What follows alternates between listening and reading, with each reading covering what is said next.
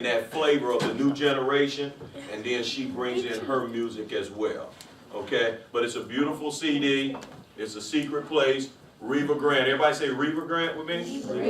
William Aramel. Chuck Tobias. When you say Chuck Tobias, you can't say Chuck Tobias.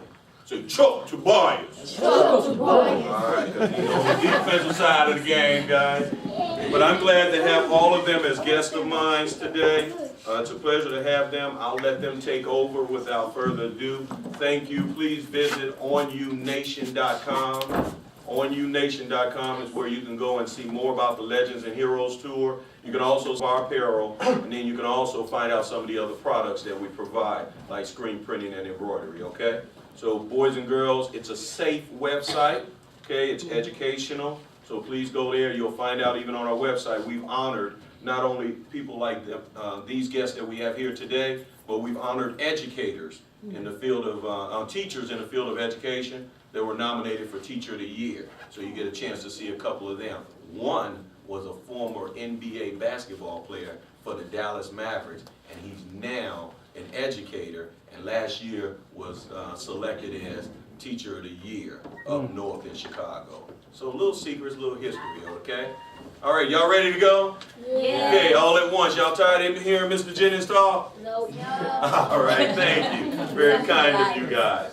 All right, well, I'd like to start off with Miss Reva Grant. She's going to tell you, and then we'll go down as they begin to tell you a little bit more about themselves, their passion, and etc. Okay, hi guys. Hello. Thanks for coming out, and just to give you a little background about myself, I've been singing since I was about, I'd say 3 or 4. And that's because my mom used to put me up before the church. And you know how it's so cute when a little girl or a little boy is singing, right? Well, that became my passion. So throughout grammar school and high school, I would get involved in talent shows, get together with some of my friends. You know, like you guys do. You get together with some of your friends and you put on and act and perform, and that was fun to me. School was important to me. School was very important to me. I had my face in those books, but I had a passion to sing. And in order to develop that passion to sing, I had to start, and I didn't start until later on though, I had to start educating myself about singing. Even just recently, taking voice lessons, trying to, you know, make that gift work better. Like you guys, for you guys that are sports fanatics, you know, you guys get out there, those of you who are on football teams, you condition those bodies, you work hard, and sometimes it doesn't feel too good, does it? But guess what? You get out there on that field and you play the game.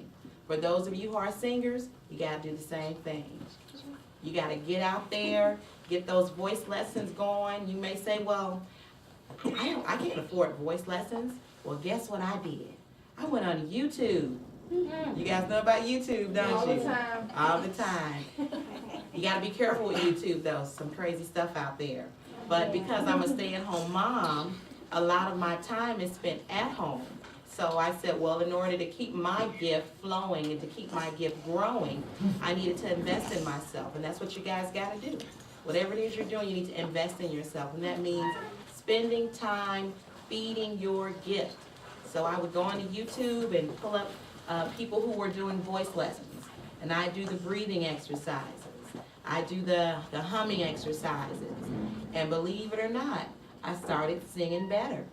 Been singing for many, many, many years. But you can find out if you don't do anything with educating yourself about your gift, you may find out you're doing something wrong. And then later on, you can't use that gift for, ample amount of time. Like the sports. I say that a lot because I have 2 boys that are into sports. And sometimes they say, oh, it hurts. I'm like, yeah, but get out there and keep doing it. You know, keep working it. So it's important that you educate yourself about your gift, whatever that gift is. Find out who's doing it. I'm not just talking about the artists you see on TV, because those artists, they have to work out. They have voice coaches. They have, sometimes they're up till late at night When I was recording my CD, I was in the studio sometimes till 1 in the morning. So it takes work, but it all pays off. Does anyone have any questions for Ms. Reba? Any singers in the audience? Okay. Gift has some longevity. You know what that means? Longevity. It'll go on and on even after you. Do you write songs also? Yes, I have many, many songs. And for those of you guys that you hear lyrics, especially you rap artists, write those lyrics down, keep them in a journal, and then you get with your parents and do something that's called copywriting. That means you need to get your songs, your lyrics, your music off to the Library of Congress so that you won't look up one day and find somebody on the television singing your song. Yeah, they had, I remember at the awards, they had a big thing about that, it was that group. Singing that song. Yeah, that Yeah. controversial song, they said that they stole it from someone else. You don't want Right. that to happen to you. You have a question? Can you sing a little? You want me to sing right now? Yeah, Wow, put me Yeah, on the come on now. spot. I have one more question.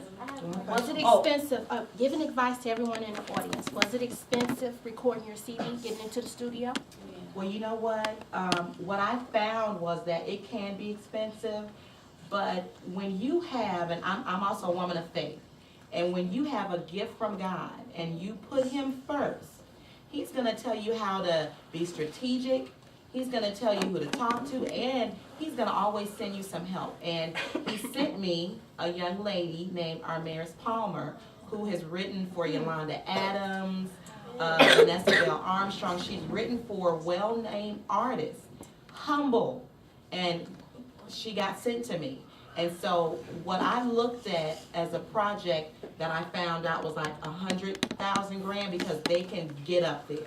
Depending on who you got working with you, it was such a blessing. I assure you, I did not pay a lot. Okay. that's great. You hear that, guys? So your dream is achievable. Oh, she wants me to sing. Okay, I'm just gonna sing you a little bit of one of the songs on the CD titled Show Me Who You Are. And that's because every last one of you needs to know who you are. You need to know about the gifts and the callings, all those wonderful things. No matter what those gifts are, they're put in you so you can use them, so you can be a blessing, okay? Show me who you are, so I can know who I am. Am I more than just a face, wearing a mask to hide my pain? Oh, wow. I'm getting a little emotional there because that song kind of blesses me. Woo, okay. Ooh.